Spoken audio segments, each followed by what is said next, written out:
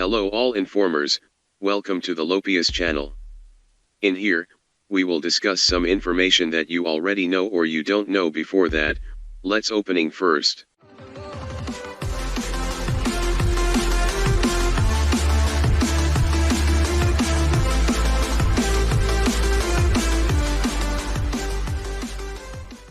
Winter storms can cause great inconvenience and even danger, but some of the worst blizzards in history have caused widespread death and destruction.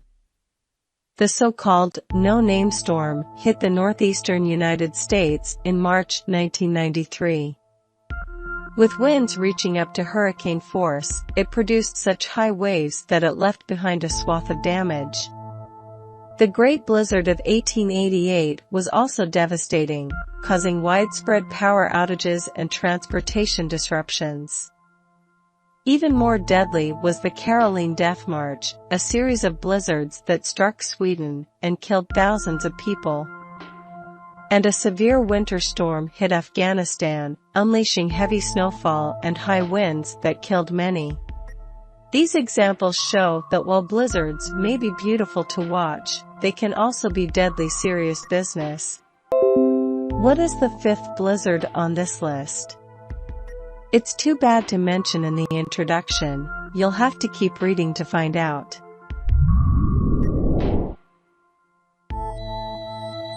The no-name storm. The Great Blizzard of 1993, also known as the no-name storm, the 93 superstorm, or the 1993 storm of the century, was a notable cyclonic storm that developed over the Gulf of Mexico on March 12, 1993. The storm, which at its height stretched from Canada to Honduras, was exceptional and noteworthy for its power, immense size, and far-reaching impacts.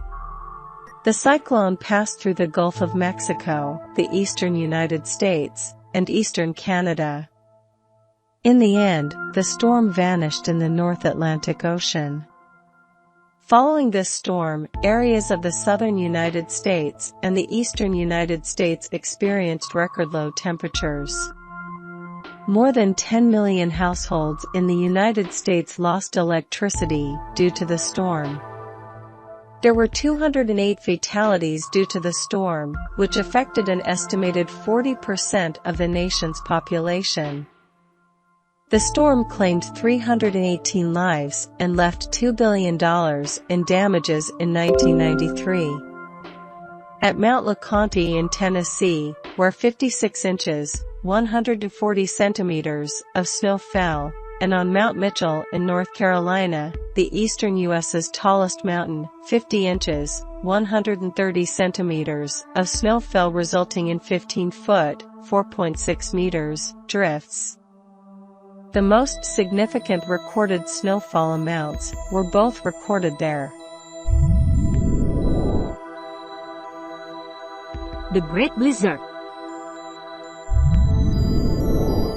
Before the blizzard, the weather was unusually mild, with heavy rains that quickly changed to snow when the temperature plummeted. On March 12, just after midnight, the storm got going and didn't stop for a whole day and a half. The Great Blizzard of 1888, often referred to as the Great White Hurricane, occurred from March 11 to 14, 1888. The storm immobilized Canada's Atlantic provinces and the East Coast, from the Chesapeake Bay to Maine. In some regions of New Jersey, New York, Massachusetts, Rhode Island, and Connecticut, there were between 10 and 58 inches, 25 and 147 centimeters, of snowfall, and persistent gusts of over 45 miles per hour, 72 kilometers per hour, caused snowdrifts to reach heights of more than 50 feet, 15 meters. People stayed home for up to a week while railroads were shut down. Railway and telegraph lines were cut off, which prompted this underground infrastructure relocation. Additionally impacted were emergency services.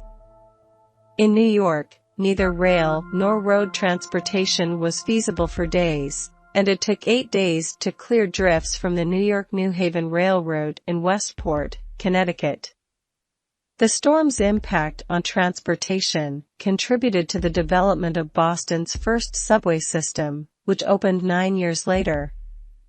At least 100 sailors perished due to more than 200 ships being grounded or sunk from the Chesapeake Bay through the New England region. The storm and the subsequent cold caused the deaths of more than 400 persons, 200 of whom were located in New York City.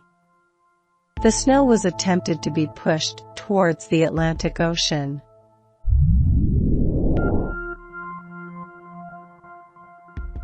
Caroline death Mart.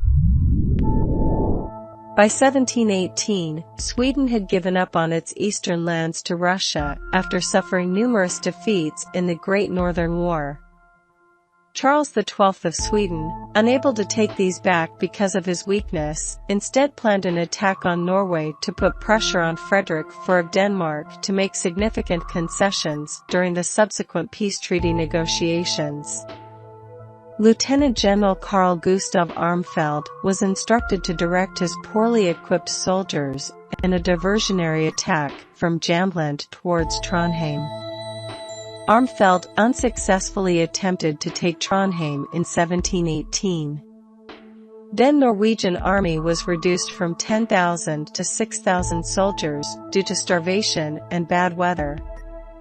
Armfelt received notice of Charles's death on January 7, 1719, when his force was in Haltdalen, Galdel, with about 6,000 men. He takes a shortcut through the mountains to get to Sweden, but finds that there is little snow, so he has to walk instead. In 1719, an army of 5,800 men marched from Haltdalen to Tidal. The Norwegian army left on the morning of January 12, 1719, but they didn't make it to Handel in 2 days, due to bad weather. Armfelt was compelled to set up camp on the northern hillside beside the Lake Esund due to the consequent poor vision and bitter cold. The soldiers burned their rifle butts and sleds to stay warm, but it had little impact. On this first night, 200 men are thought to have frozen. On January 15th and 16th, most survivors reached Handel. At the peak, about 3,000 were frozen to death. Others perished as they continued descent to Duvid, where lodging had been arranged for them. Of the 2,100 soldiers who survived, about 600 had permanent disabilities. The Afghanistan Blizzard. Afghanistan often experiences a dry climate with an arid steppe, rendering it vulnerable to chilly winters and snowstorms. It is widely known that Afghanistan's mountain ranges experience strong winds, which facilitate the development of blizzards. Afghanistan saw a severe blizzard on January 10, 2008, known as the Afghanistan Blizzard. At least 926 people were killed as temperatures dropped to -22 degrees Fahrenheit and around 70 inches of snow fell in the higher alpine areas. This was one of the top 5 worst blizzards in history. It was the third. Exposure to extremely low temperatures results in freezing the skin or other tissues. Frostbite is a skin injury. Although frostbite can occur on other parts like nose and chins, it affects the hands and feet more often. At least 100 patients had their feet amputated due to frostbite at hospitals around the nation, many of whom had been walking barefoot in the bitterly cold muck and snow. Over 100,000 sheep and goats perished due to the weather, and over 315,000 cattle died. Over 730 houses had also been devastated by avalanches and intense precipitation. The Iran Blizzard. The worst blizzard in history occurred in Iran in February 1972. From February 3 through 9, 1972, a week of freezing temperatures and violent winter storms claimed the lives of more than 4,000 individuals.